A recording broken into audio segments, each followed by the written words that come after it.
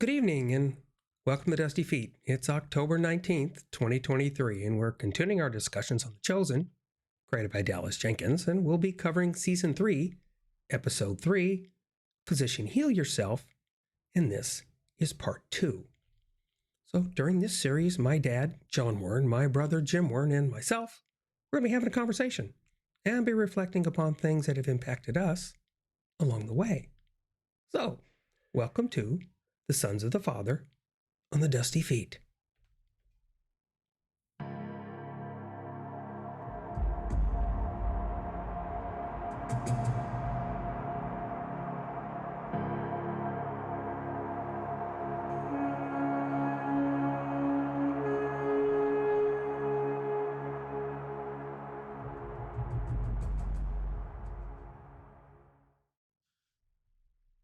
Oh, and before we forget, if you find these kinds of podcasts useful, then click the subscribe button.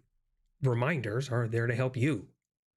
But also, if you think that these might also be useful to others as well, then click the like button, because that's the way that YouTube can choose to share these to more people if they choose. Yeah, that's the way they work.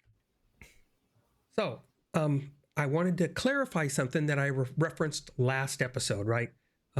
I made a statement that the scenes in this episode were not actual stories from Scripture, but a lot of human interest storyline events, right?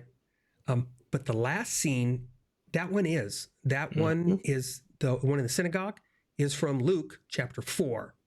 Okay, we talked a lot about this on the Dusty Feet, that the gospel writers each had a storytelling agenda, right? How they wanted to tell the story of Jesus. And this story that they're referencing is actually, interestingly enough, very early in the Luke account, very different from where we're at in the storyline. Interesting, but just something for context. Okay. Oh, and Dad, you mentioned last week about the point of physician heal yourself, that there's kind of a lack of connection, a little disconnect. Interesting, because in the story, he says there's a proverb, right? But it's not from Proverbs. It's just a proverb. And it's not from any other scripture either. The interesting point is that it was to the original audience. We have just lost it in translation, right?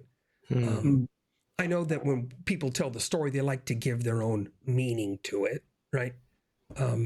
But I'd be willing to bet that that's probably not the understanding of the original audience. Yeah. So, okay, we're on part 2. And we're in the synagogue. Basically, guys, if we're agreeing, we're in the synagogue, right? Yes. Where we've reached a point where they've gathered the stuff. Everybody's there. All the players that have been there, Rabbi Benjamin, and Jesus is going to read and then talk. Okay. So, Daddy-O, from that, what'd you see? Well, Jesus drops a bomb on them, basically, and it's a bomb that he has to drop sometime, and he chooses this time to do it.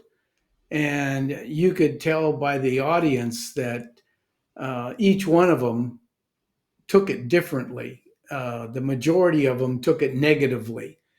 Lazarus was trying to draw some kind of good out of it, and he even makes a comment on it, and Jesus says, you're not making this easy for me, because he's trying to make, he doesn't really mean that, but he does mean it, and he's trying to help them understand where he's coming from. And they're going back and saying, when you do this, you're blaspheming, and therefore you're signing your own death warrant. And Jesus goes on to say something about his not being your, whatever you say, not being valued in your hometown, etc. But the look on Mary's face, not his mother, Right. but Lazarus' sister, and she's like, more, give me more, give me more. And of course, us looking back on it are saying the same thing. Guys, listen to what he's saying. This is the real deal, man. And you're missing it. But what they're hearing is blasphemy. And Jesus knows that. And they do too. So and they're caught between a rock and a hard place, in my opinion. Just listening to them, they had to say what they said, or they had to go with him, which means to throw the Torah out and what was said in there about this kind of blasphemy. So you saw all this mixture of the love of him, even Benjamin. He was trying to find a way to, okay, just don't go that far. And Jesus was saying, I haven't gone as far as I want to, basically, is what he's saying. As we're watching this, you can see the pain going through all of the listeners for different reasons. And they know that what they're called to do now is to kill him, because he is a blasphemer and he won't back down. And they're trying to get uh, Jesus to just give them something that they can work with, and he doesn't. And that's what makes this so powerful and so meaningful at this juncture. Why we couldn't tackle it last time, why it needed a whole, I think, and you guys will be able to spread on it, even look into it deeper. So go ahead, Jim. I had to go back to the passage, because I'm thinking there was a lot there. I want to see what was, Dallas's interpretation and what was scripture. And that scene is pretty significantly scripture, not 100%, but in terms of what Jesus says, and reactions, in terms of, it wasn't a lot of words that were spoken, but just, it said the crowd, was in, like aghast at what he said, and angered by what he said. I've been in situations in the church when somebody says something that just made everybody flare, and it's somebody I know, and it's like, okay, how do we spin this? How do we back this down? And I could feel it. I could feel it as I'm watching them. And know I know what's going on in their heads. It's like, he's a good guy, he really doesn't mean this. And, we can figure this out, kind of thing. And everybody's trying to, and like you said, even the rabbi was trying to figure out a way to give him an out. Yeah. Because nobody wanted to see what everybody knew would be the conclusion, of what it would, what would happen, because of those words. And Jesus didn't flinch. And he very much, okay, just so I'm clear, he said, that's exactly what I said, kind of thing. And like Dad, you mentioned, Mary, just her reaction, you're going to have people like that. And we, in retrospect, yes, we're excited about it, but for those who were there, it's tough. It is so tough. Yeah. And what do you do with that? And they were torn emotionally. And, ultimately Jesus said, just do what you need to do. He was not telling them to not follow through with what the law required. And it was interesting because, and I had to go back and say, okay, so what happened? Because there's a couple of different accounts in the Gospels where they took him out to stone him. They took him out to, here they were going to push him off the cliff. And he, he either walked through it, or they were unable to overpower him, or whatever, and this one, it said, basically that he passed through them. And I remember reading that originally going, so did he just like disappear? And, what does it mean pass through them? And so Dallas's interpretation of that was interesting. again, it's his interpretation. This isn't what Scripture says. But was it viable? Yeah, possibly. Interesting, definitely. Added dramatic effect, absolutely. But definitely worth us taking some time to kind of talk about it more. So, Bob, Yeah. how about you? No, that's great points, Jim. The yeah, that point where he's walking through the crowd and he just it not today. Yeah, Today. It's going to Yeah. happen, not but today. not today. He Mm-hmm. doesn't even debate that it's not going to happen. It's Right. not today. Mm-hmm. It's interesting because when they're when they question what he's saying in the synagogue, and he reads from Isaiah, Mm-hmm. Isaiah 61. Everybody's listening. In case you don't know, go read the entire chapter. You'll find it very enlightening. All of Isaiah is enlightening, but the 61 is interesting. And the points that he makes are clear. The thing that goes with the prophet is that you have to make the claim that what he's saying is false. Right. Okay. Mm. They don't have that yet. They have, you had signs and wonders, right? And then you had Lazarus turn to the crowd and go, you saw it. In other words, Lazarus wasn't there, Mm-hmm. but somebody else was at the party. But they weren't really comfortable stepping up and saying Right. that in the crowd. Mm-hmm. So it's a mixed response because part of you will go, you saw it. Are you turning your back on seeing it? You know, the fact that he's in his hometown and he has not been performing those works at that time there. Right. Few witnesses, a bunch of people that know the story, just few witnesses on it. Mm.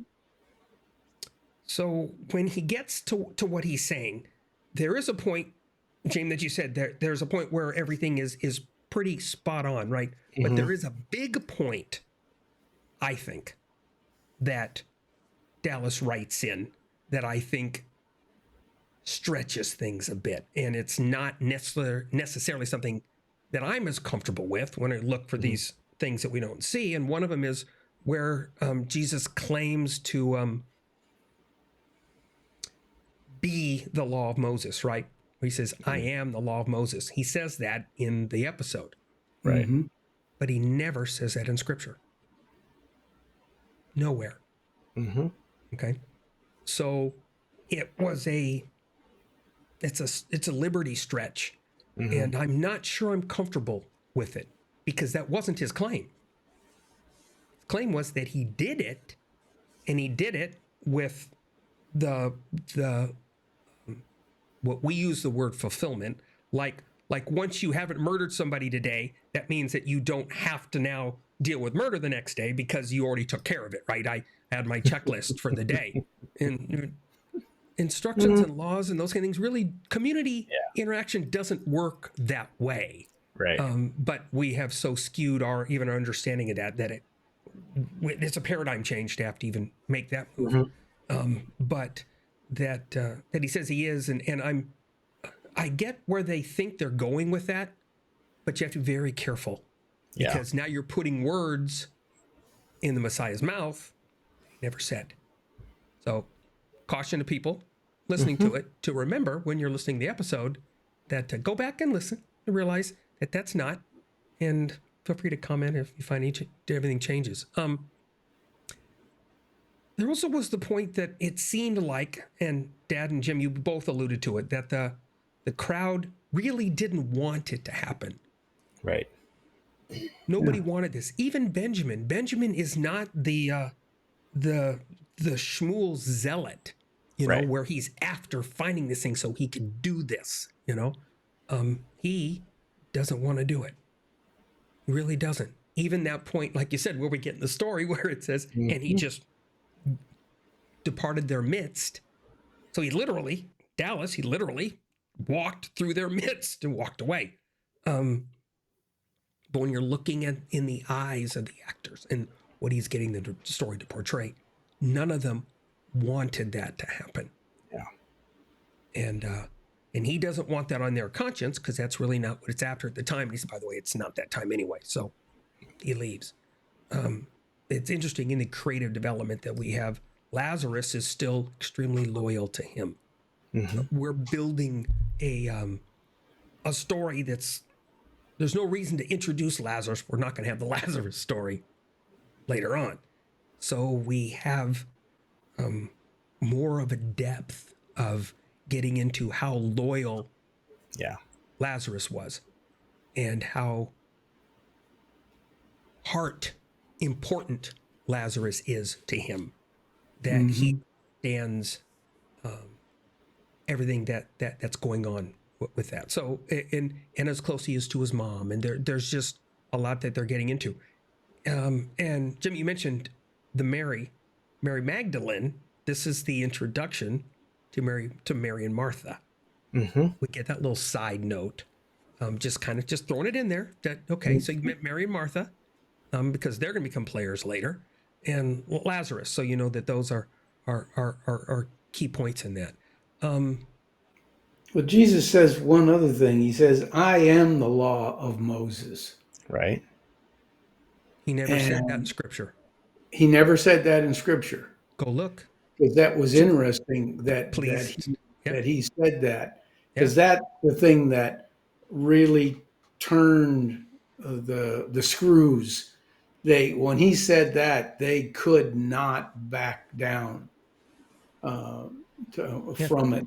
But that's not scriptural. In other words, I get it. It's great for a story, but we need to remember that at times one of our obligations in the medium that we're using with this is to make sure that we do separate, when needed, the story from the scripture. Right. And when they cross a boundary or state something, we just need to remember that that's not, like we said before, everything up to the synagogue scene isn't even in scripture. We just have an introduction of characters that we know we're going to see eventually. And we've mentioned them. Okay. But when we get to that point and he's going through, and like Jimmy, you said, everything's pretty much spot on in what he's saying and what he's quoting about Elijah and the and that whole point with who he goes to, the widow and such. Right. Exactly. And that's quite a story, because we actually have from that prophet a raising of the dead right after that. Interesting. It's that widow's son that she's with. So there's an interesting bit to twist, that it's not just the first raising of the dead. It's an interesting that story kind of plays out in this, if you want to start to link stories together. But he never claims, to be. And Jesus never fights him. No. And he's not, because again, he knows they only know so much. They only understand so much. So he's not condemning them yet because they don't know. This is the same Jesus that's going to make a statement when he's dying that says, forgive them, because they don't know what they're doing. Okay? Yeah. And the same thing here. They don't understand. And so he's not arguing. He's not pointing fingers. He's going along. I mean, it seems like if you don't know the story, which I would imagine most everybody that's watching does know the story, you're thinking he's going to get killed right there. He's walking out with them. They're not manhandling him. They're just walking him down to his death. And and there's a couple of things in there, but it impacted me how they kept showing Mary, not Mama Mary, but Martha's Mary. Mary Magdalene. And you could see by the look on her face that she was waiting for him to take the next step. You're listen to him, and you, that isn't scriptural either, but it's still, if in my heart of hearts, as I'm watching this, if I saw in him what Mary saw in him, I would want to speak up And as Lazarus tried to do, he was trying to play both sides. He was trying to get Jesus to back down a little bit, just chill, just give me something to work with here. And at the same time, he was saying, you all know him. You've seen him. Some of you have seen him do miracles. And it was a very emotional time as they were having this discussion among themselves, and he's just sitting there saying nothing except the few things that he did say that pretty much sealed his fate. So I'm just looking to see my notes here. When at the very end he said, this isn't going to happen, not today. Mm-hmm. And little things like that set those scenes and gave, again, scripturally, we don't have any backing for this. We know that they did that to him, but not in that kind of a setting. So it was just, I really, and the comment, there's no turning back. Yeah. You're there. There's no turning back. So anyway, I really enjoyed it. I've watched it at least 5 times, and I've gotten different things out of it each time. Yeah, you can't put the toothpaste back in the tube. Yeah. Well, once he said it, and that's one of those points that he gets with It's Lazarus out there. and Mary, and I love it. He's like, that's what Lazarus was trying to do. Lazarus is trying so hard to get that toothpaste back. Work with me here on this, would you? Help me out here. You're not helping me. And he's saying, and when he's telling his mom, he said it had to happen. Yeah. This was the time, and so there's no turning back on it. It bears some thought. I did want to address, because we're getting closer, the scenes with Jesus and Joseph and the bridal bit and such. And those, again, scenes that we have nothing in Scripture at all to tell us anything other than we knew that Joseph was at least there till he was 12, because he's mentioned in that particular event, but there's no mention of him after that. So, and I find that fascinating, because I don't know whether, remember I mentioned last week that sometimes the missing elements in a story are because they're normal, meaning that Jesus's childhood, shy of his little Egypt excursion, was a normal Jewish upbringing. He was even then in Egypt, he's in Alexandria, and he's with the Jewish community there. So there's a normal Jewish upbringing. So when you get to this point where his dad's dead, it's a normal thing to lose family members. It's mentioned. Just like he has brothers and sisters, but it doesn't detail them out because it's just a thing, you don't get those kind of inferences. So I don't know whether it was just not, like, for the scriptural story, it's like, okay, so his dad's not part of the story. There's more to the story. But Dallas takes the time to involve Joseph a bit. Right. And in that, he tying in Hebrew history, tying in the tribes that he's from, the tribe he's from, and this bit of the donkey, and that had been passed down from generation to generation to generation, that tied them back to Sinai.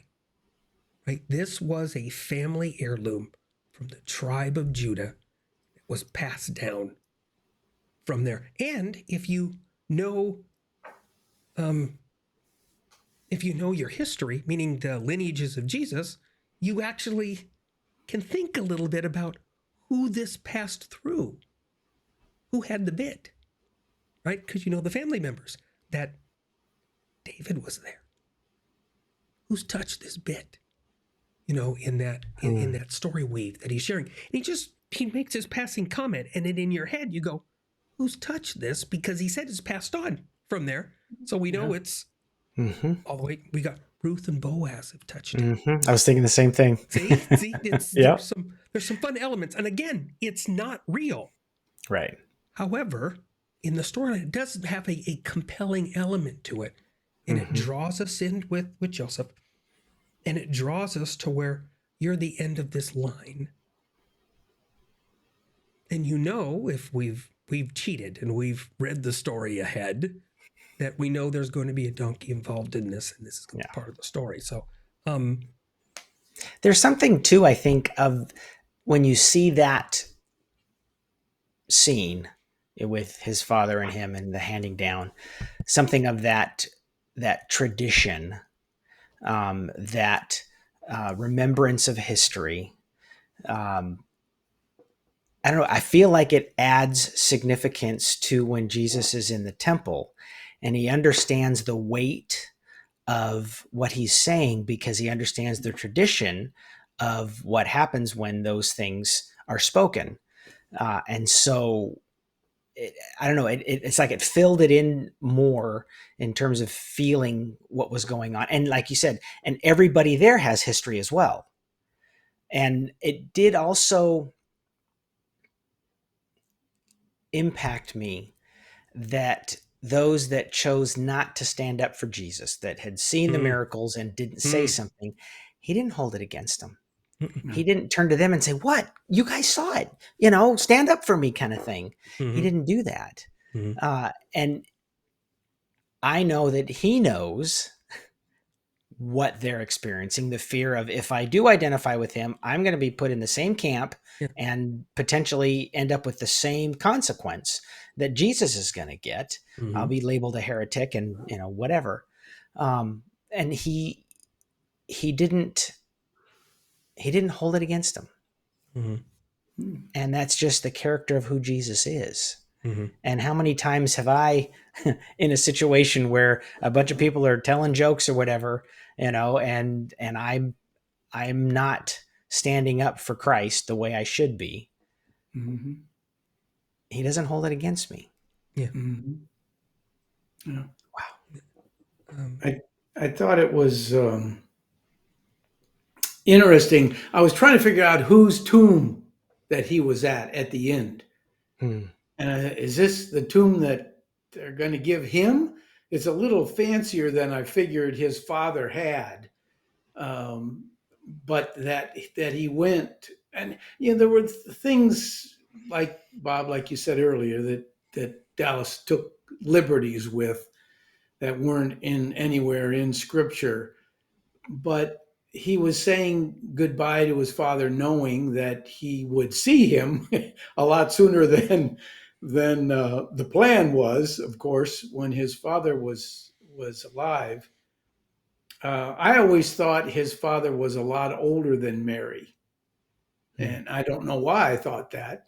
And I don't know how, obviously. I don't know how he died.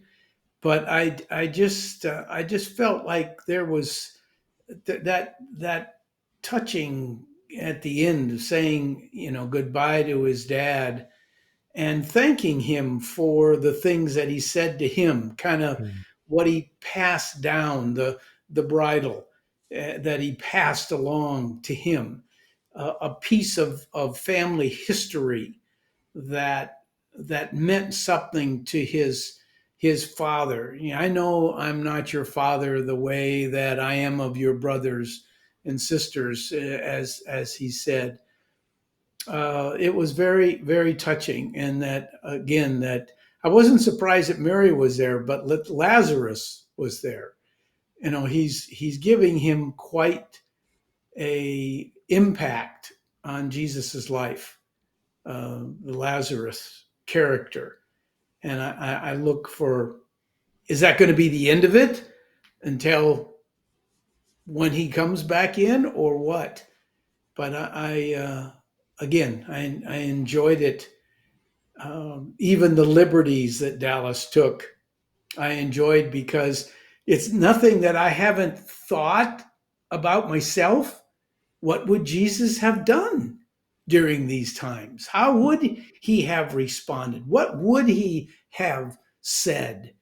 I've thought about these things, and that Dallas just brought it into reality and made it. Oh yeah, that works. That works for me, and it makes me want to continue on with this and delve into it deeper as we go into the following episode. So anyway, that's my last 2 cents.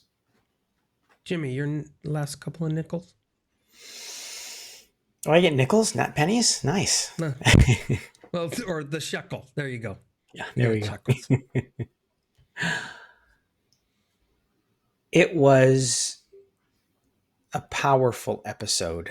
I think for me, and I mentioned, I think last time, that this one focused more on Jesus and not on the disciples. We're going to get that next time.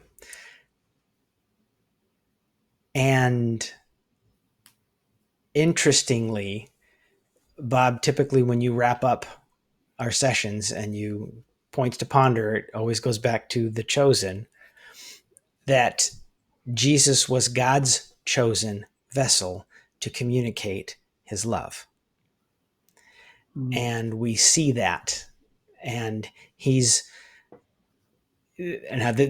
could be, I don't know. Throw it out. He's no more chosen than you and I when it comes to what God has intended for his people. Mm-hmm. Jesus was man. In fact, that was the other thing.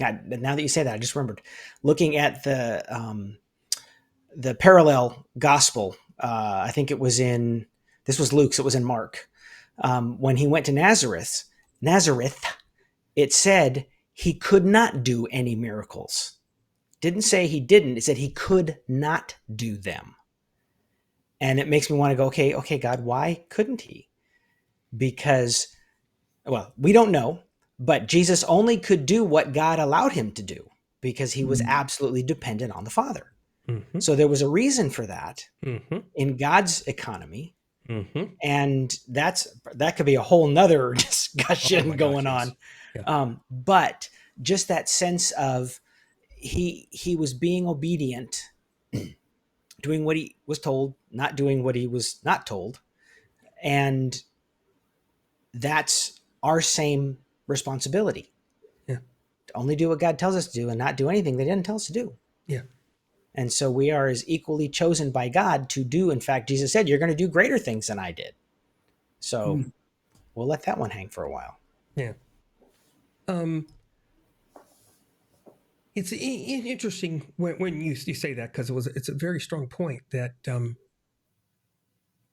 couldn't, and I'll definitely bite that the Father said that's not good, and it was important part of the story. In other words, it's make no bones that not the Dallas story, the biblical story, that those things had happened there, and you wonder if part of it is, would they have believed it? In other words, in that whole scenario of, and this is that deep part. Dad, you and I have been hair designers for years, okay? And we know that the single hardest people to allow us to change are those closest to us. It's our family and our friends. They won't let us change. In other words, when you're doing a hairstyle and doing it on a person and the style's cute and the people that are in the salon like it and strangers, but as soon as they come back and because their husband just didn't like it or something didn't, and everything just got deflated because they didn't allow and consider change.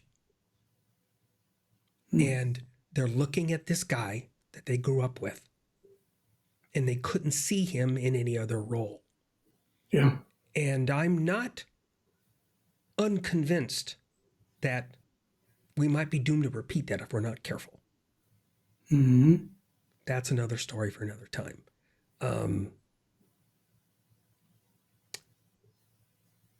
It was interesting that you had Jesus in pain in this one too, and with his father and everything that played out, and we don't think of that a lot of the time. We think that he's got it together, right? He's got a plan. There's got what he's focused on the next day, and we get to see more of that that an element for us and us as humans.